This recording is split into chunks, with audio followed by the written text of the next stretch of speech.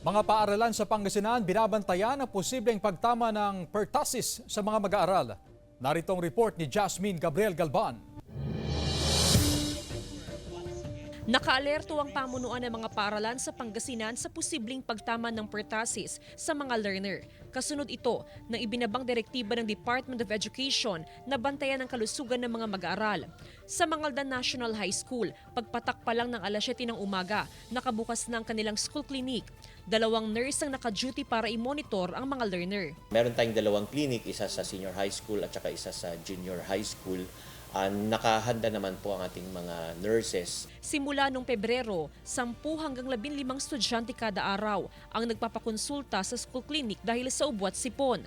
May mga nakahandang gamot para sa mga estudyante. Pero kung kinakailangan, inirerekomenda ng school nurse na mag-isolate o magpahinga na munang estudyante sa kanilang bahay. Kapag inuubo po siya ng grabe, sinasuggest ko po na magpa-check up na po sa doktor. Kanya-kanyang pag-iingat ang mga estudyante para makaiwas sa pertussis at sa iba pang nakahawang sakit.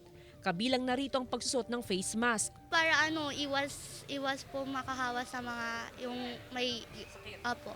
Ma'am, para po yung kaligtasan lang naman. Ayon sa Health Authority, mahalagang vaccinated ang isang individual para makaiwas sa pertussis.